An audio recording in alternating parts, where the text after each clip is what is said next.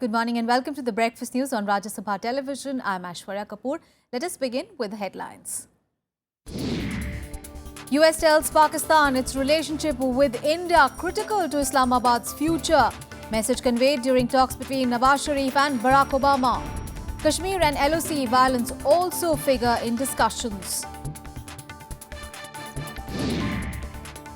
United States expresses cautious optimism that Israel-Palestine tensions could be diffused. Hopes after John Kerry meets Israeli Prime Minister in Berlin. Union Minister General V.K. Singh quotes controversy on the Ballabgarh incident, forced to clarify on remarks that Union government cannot be held responsible for such incidents. Emergency meeting of Sahitya Academy Executive Council in backdrop of protest by authors over alleged curb on freedom of expression. And India level 5 match ODI series after beating South Africa by 35 runs in the fourth ODI in Chennai. Well, our top story, US President Barack Obama met with Pakistani Prime Minister Nawaz Sharif at the White House yesterday amid a disagreement over US demands that Pakistan agree to limits on the use of its tactical nuclear weapons. Well, the US also conveyed to Pakistan that its relationship with India is critical to its future. US President Barack Obama and Pakistani Prime Minister Nawaz Sharif held wide-ranging talks on issues like security, nuclear safety, situation in war-torn Afghanistan and Islamabad's support to terror groups. In the second bilateral meeting with the Pakistani Prime Minister, the US President said that the two sides are looking forward to using this opportunity to deepen this relationship between the US and Pakistan. Obviously, the United States and Pakistan have a long-standing relationship, work and cooperate on a whole host of issues, not just on security matters, but also on economic and scientific and educational affairs. And we're looking forward to using this meeting as an opportunity to further deepen the relationship between the United States and Pakistan. Kashmir and violence along the LOC figure in a joint statement issued by the US President and the Pakistani Prime Minister, both of whom called for a sustained and resilient Indo-Pak dialogue process to resolve all outstanding issues. Sharif apprised Obama about Pakistan's resolve to take effective action against UN-designated terrorist individuals and entities, including the Lashkar-e-Taiba and its affiliates, as per international commitments and obligations under the UN Security Council resolutions. During the meeting, the US is learned to have told Pakistan that its relationship with India is critical to Islamabad's future. But ahead of the meeting, Pakistan had taken an aggressive stand, claiming that it's done all it can to fight terrorism and now that other world leaders need to take over. Pakistan Foreign Secretary Azaz Ahmad Chaudhry argued that Pakistan had a strong record against terrorism and the world can't expect any more from the Sharif government. Earlier, US Secretary of State John Kerry, who met Nawaz Sharif, had asked him to take stronger action against groups like the Haqqani network. The US has also raised concern about Pakistan's nuclear arsenal. Sharif had claimed that the security situation has improved significantly in Pakistan. He also maintained that the low-yield nuclear weapons with Pakistan are only a tactical counter to India's cold start doctrine and that there is no chance of Islamist militants seizing atomic weapons. Pakistan-America relations span over 70 years, and it is my endeavor to further strengthen and solidify this relationship. And I look forward to a very constructive engagement with you today to add greater substance and depth to our relationship. The Sharif-Obama meeting comes a week after Obama said he will not pull out American troops from Afghanistan before he demits office next year. Bureau Report, Rajya Sabha TV. Well, US Secretary of State John Kerry has said the talks with Israeli Prime Minister Benjamin Netanyahu in Berlin have given him a cautious measure of optimism that tensions between Israelis and Palestinians could be diffused. The meeting between the two leaders lasted nearly 4 hours. The Israeli Prime Minister also held talks with the German Foreign Minister Frank-Walter Steinmeier, who also said that he was hopeful of a return to discussions about a two-state solution. Netanyahu also met European Union's top diplomat, who said that they discussed concrete steps with the Israeli Prime Minister to calm tensions between Israelis and Palestinians. The meeting in Berlin comes in the backdrop of flaring violence in that region. 9 Israelis have been killed in the Palestinian stabbings, shootings and vehicle attacks since the start of October. while 48 Palestinians, including 24 attackers, among them children, have been killed by Israeli security forces in response. The guardians of the holy sites. When you look around in the Middle East, with militant Shiites and militant Sunnis blowing up each other's mosques and World Heritage Site, unknown churches and synagogues, we're the only ones that guarantee the integrity of the holy sites. I come directly from several hours of conversation with Prime Minister Netanyahu, and I would characterize that conversation as one that gave me a cautious measure of optimism that there may be some things that could be, in the next couple of days, put on the table which would have an impact. Regierung, von der israelischen Regierung, von der palästinensischen Führung, von den regionalen Akteuren in der Region erwarten, dass sie alles tun, die gegenwärtig angetretene Lage. We discussed concrete ways to de-escalate the situation on the ground and to guarantee the status quo in the holy sites.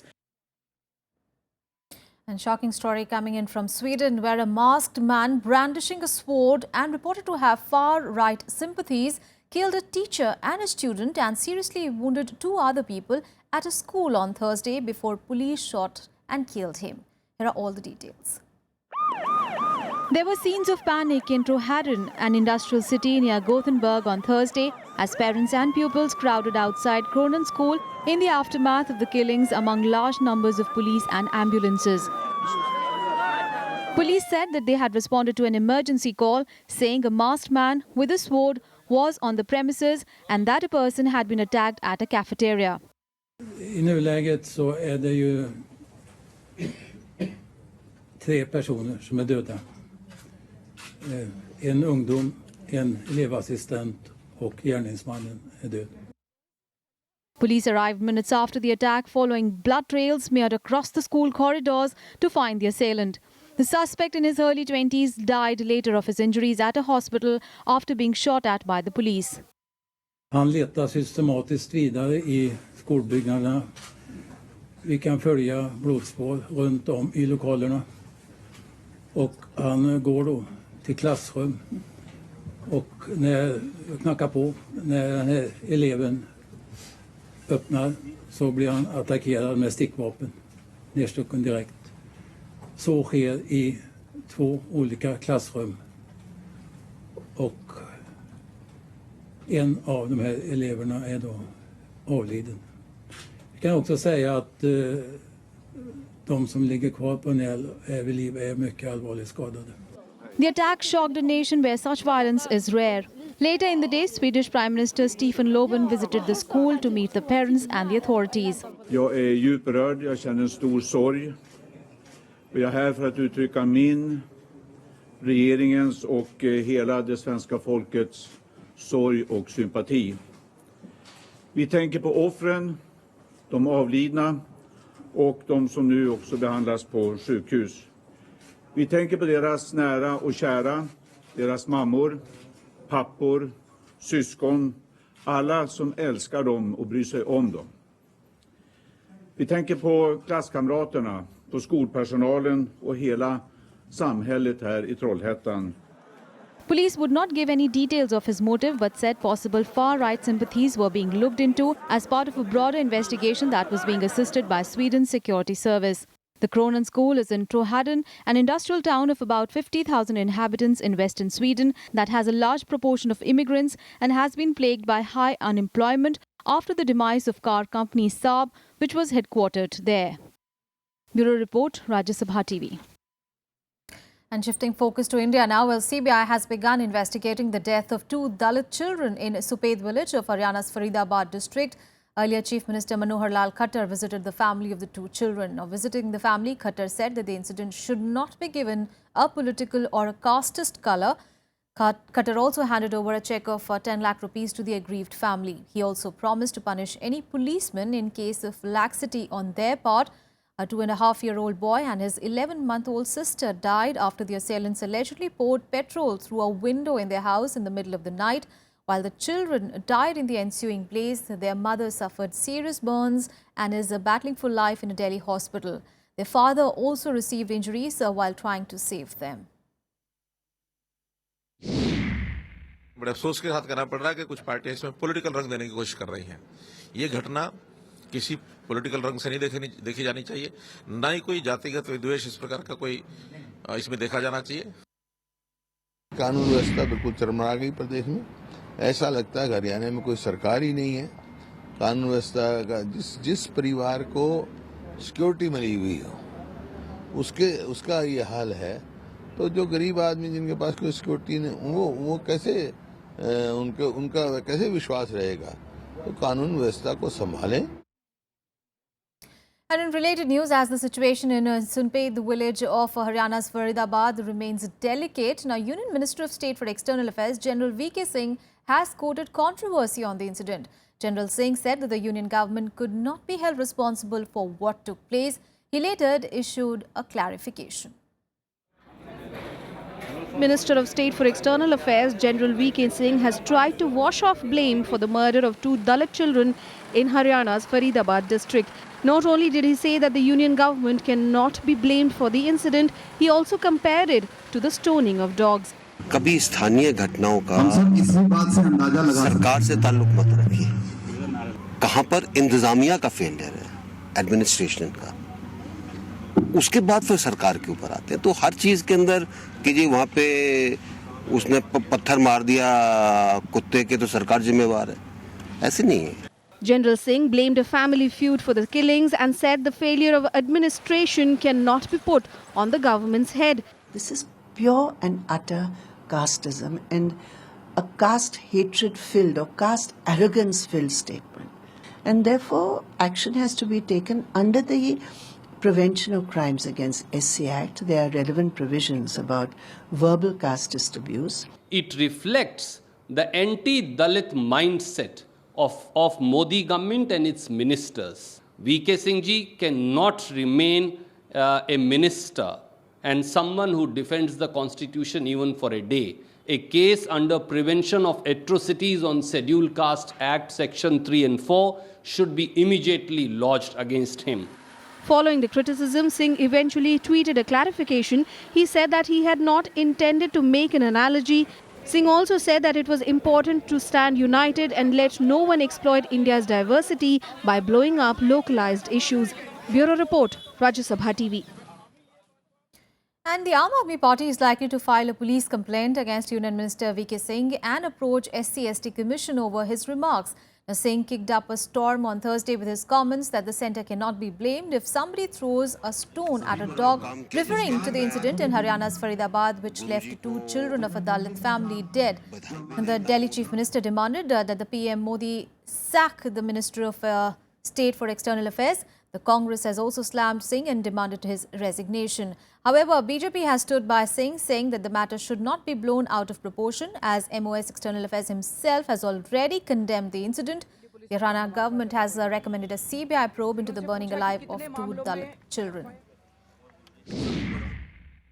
जिस तरीके से बयान general VK Singh ने दिया, ये अपने आप में बहुत ऑफेंसिव है और बहुत ही घटिया बयान दिया गया है और एक दलित समाज के प्रति जिस तरीके से उनकी मानसिकता है वो भी खुलकर सामने आ गई है। जाके पुलिस थाने में FIR दर्ज कराएगी उनके खिलाफ और साथ ही साथ SC/ST कमीशन के पास जाएगी और उनसे रिक्वेस्ट करेगी कि आप जनरल वीके सिंह के खिलाफ कार्रवाई करिए। वीके सिंह जी ने जो कहा उसमें उन्होंने किसी जाति वर्ग के विशेष में नहीं कहा। उन्होंने केजरीवाल साहब लगता है कुछ अपना थोड़ा बैलेंस खो चुके हैं, इसलिए बार बार वो जो करने वाला काम है वो करते नहीं, बाकी सब कुछ कर रहे हैं। उनके MPs इतने इरेस्पॉन्सिबल स्टेटमेंट देते हैं और उन्हीं इरेस्पॉन्सिबल स्टेटमेंट्स की वजह से पूरे देश में जो आज हालत हो गई है, जो पोलराइजेशन हो गई है कश्मीर से कन्याकुमारी तक, उसका सबसे बड़ा यही कारण है। And in breakfast news, we'll take a very short break. We'll be back with more news. Stay with us.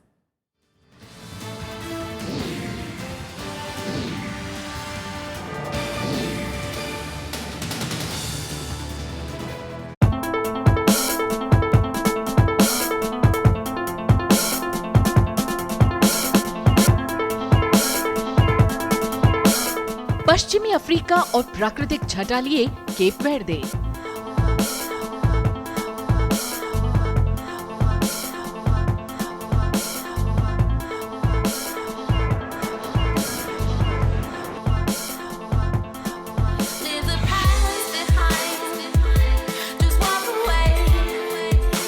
देखिए अनएक्सप्लोर्ड डेस्टिनेशन केप वेर्दे पर हमारी खास पेशकश सिर्फ राज्यसभा टीवी पर।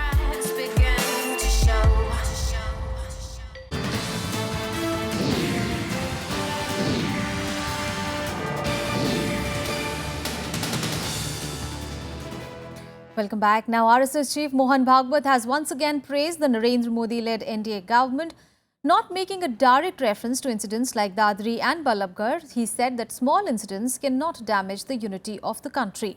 However, the opposition parties have lashed out at Bhagwat, alleging that the Sangh is indirectly controlling the government. संपूर्ण मानव जाति के हित की कामना करते हैं और संपूर्ण मानव जाति की बात करते समय उनकी सारी विविधताओं का स्वीकार करके चलते, सम्मान करके चलते। ये अनुशासन सिखाने वाला जो है जीवन का तरीका, जो सबको जोड़ता है, सबको ऊपर उठाता है, किसी को गिराता नहीं, किसी को बिखरने नहीं देता, उसको हमारे यहाँ धर्म कहा है। Without making a reference to the recent incidents of communal and caste tensions, RSS Chief Mohan Bhagwat sought to underplay them in his annual address on the occasion of Vijay Dashmi in Nagpur. The opposition, however, has not taken kindly to his words, alleging that the Sangh is indirectly controlling the actions of the NDA government. Unelected cultural organization running the government and deciding on its policies is extremely unfortunate, saddening, and is also scary because we do not really know what goes on in their mind, and yet they have the charge and the remote to decide what happens and in which direction the country will head into. जिस तरह से भागवत जी ने दुनिया के परिप्रेक्ष्य में भारत की भूमिका को रखा, इससे साबित हो गया कि संघ राष्ट्रीय सेवक संघ अब अंतर्राष्ट्रीय सेवक संघ बनना चाहता है, इसलिए मोदी जी पूरी दुनिया का दौरा कर रहे हैं।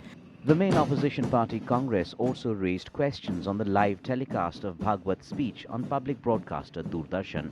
It is a private function of a private organization, and the government has nothing to do with that. Now the public broadcaster is giving lot of publicity and special coverage for this program, which is incorrect. The ruling BJP, however, has put up a strong defense in favor of the RSS. The party says the organization has been working for the unity of the country for several years now.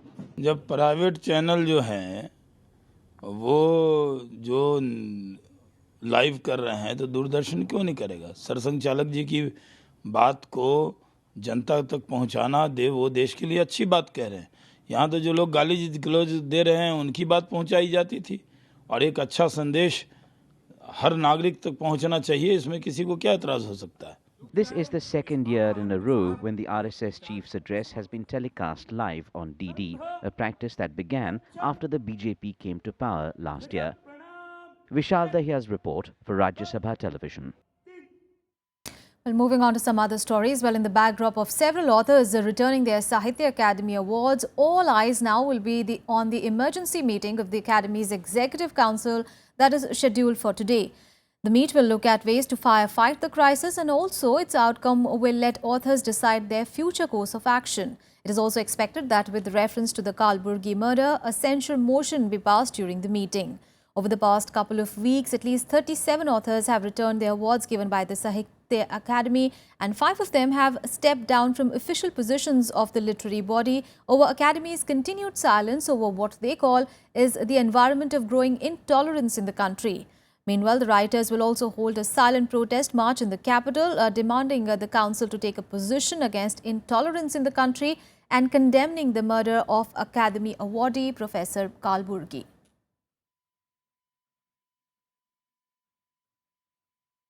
Well, apart from that crucial meet, what all events are lined up for the day? Let's take a look in the day ahead.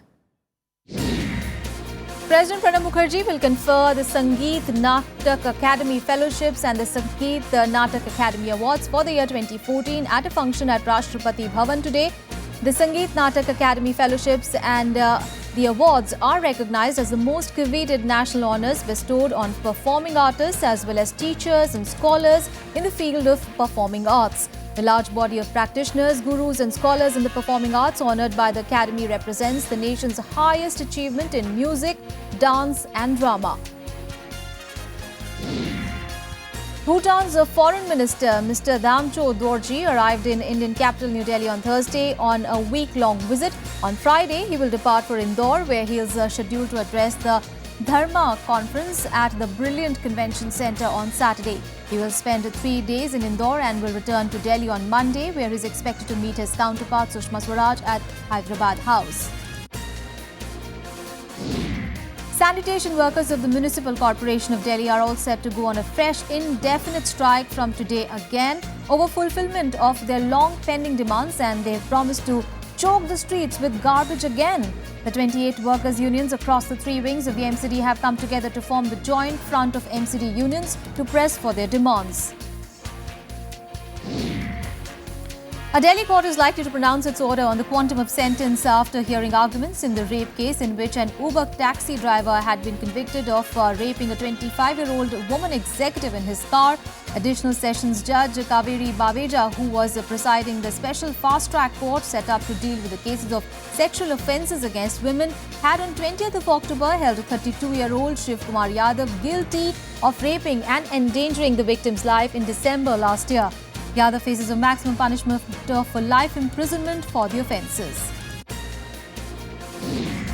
Farmers and the farm workers unions will gheraw the residences of Punjab Chief Minister Prakash Singh Badal, his ministers and Akali Dal MPs from today as part of their movement for acceptance of their demands.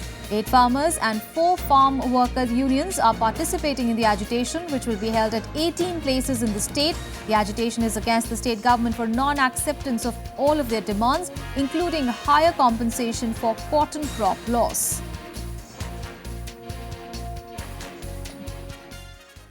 Well, shifting focus to sports news now. Well, India levelled the 5-match ODI series after beating South Africa by 35 runs in the 4th ODI at Chennai.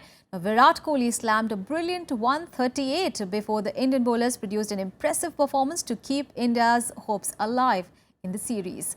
Here is a report. Trailing the series 1-2, Team India was under pressure to win the 4th ODI to keep the series alive. Opting to bat first, the hosts lost their openers early. Is that a wicket?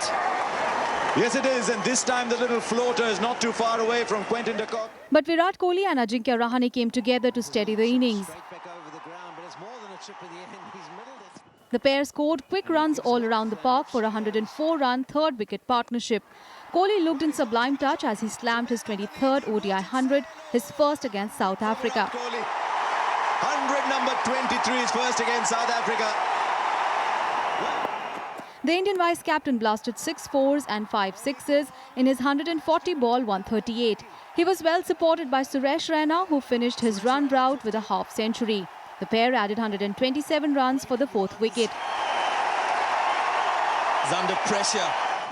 Despite being slowed down in the final overs, the hosts posted a competitive total of 299 for 8. There he goes, runs the... South African openers scored some quick runs but lost quick wickets as India introduced spinners early in the innings. That's deep on the leg side, a leg slip. Oh, inside edges it. AB de Villiers countered with some superb stroke play as he and Farhan Behardien added 56 runs for the 5th wicket. Oh, he did that well. The Proteas captain then went aggressive as wickets fell around him. He looked threatening as he completed his 22nd ODI ton and brought the visitors closer to the total. However, after his ball, the match remained a formality as India comfortably won by 35 runs in the end. I knew that this wicket is probably a 260-270 wicket, but I pushed myself after 100. I was getting a bit of cramp, but I told myself if I can get 30-35 more here, the team will probably get to 300. So, yeah, that was the whole point of pushing myself, over the limit, and it feels absolutely wonderful that we are 2-all now.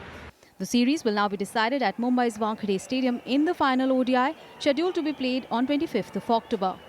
Bureau Report, Rajya Sabha TV. And let's bring you some more sporting action in Sports Beat. Commonwealth Games champion Parupalli Kashyap bowed out of the men's singles event of the French Open after he retired in the second round match against Rajya of England. 8th seed Kashyap lost the opening game but came back strongly in the second, only to be forced to concede the match in the decider. In another game, Ajay Jairam went down to China's Tian Hovey. Liverpool were held to a 1-1 draw by 10-man Rubin Kazan in the Europa League. The visitors took the lead through Marko Devic's stunning half volley but had captain Oleg Kuzmin sent off for a second yellow card soon after. Liverpool responded with Emre Can scoring from the following free kick, and this was Liverpool's third successive Group B draw. Spain's David Ferrer beat fellow Spaniard Guillermo Garcia Lopez 6-1, 6-1 to reach the quarterfinals of the Vienna Open. Ferrer, who began the week in 8th place on the ATP's race ranking, needs to retain that position to book his place at the season ender in London. Netherlands football great Johan Cruyff has been diagnosed with lung cancer. The 68-year-old former Ajax player was told of his illness this week after undergoing tests. Now, Cruyff, a three-time Ballon d'Or winner, helped his country reach the World Cup final in 1974, where they lost to West Germany. Now let's bring you all news from across the globe in World Wrap. The Pentagon has said US Iraqi forces have rescued dozens of hostages held by Islamic State in Iraq after learning of their imminent execution. A US soldier wounded in the raid died of his injuries, the first killed in the action since US operations began last year against Islamic State. The early morning operation on Thursday took place near the town of Hawija in northern Iraq. The Pentagon has said 5 Islamic State militants were captured and a number of them were killed. United States Secretary of State John Kerry arrived at the Hotel Imperial in Vienna ahead of Mideast talks scheduled for Friday. Kerry will meet Russian Foreign Minister Sergei Lavrov and their Turkish and Saudi counterparts to discuss Syria. Israeli Prime Minister Benjamin Netanyahu will also travel to Vienna for the talks. Former Secretary of State Hillary Clinton has deflected harsh Republican criticism of her handling of the deadly 2012 attack in Benghazi. And she has urged her questioners in Congress to put US national security ahead of politics. At a sometimes bitter day-long hearing, Republicans accused the frontrunner in the 2016 Democratic presidential race of misinforming the public about the cause of the attack by suspected Islamic militants that killed the US ambassador and 3 other Americans in Benghazi in Libya. Clinton has called the criticism personally painful. 12 people were injured in an overnight fire in the central German city of Gundesleben near Kassel. Police say so far there were no indications pointing to arson. According to local media, the house was inhabited by Bulgarian and Polish families and 5 people suffered serious injuries in the fire. Well, that's a wrap on the Breakfast News. Have a great day ahead. Thanks for watching.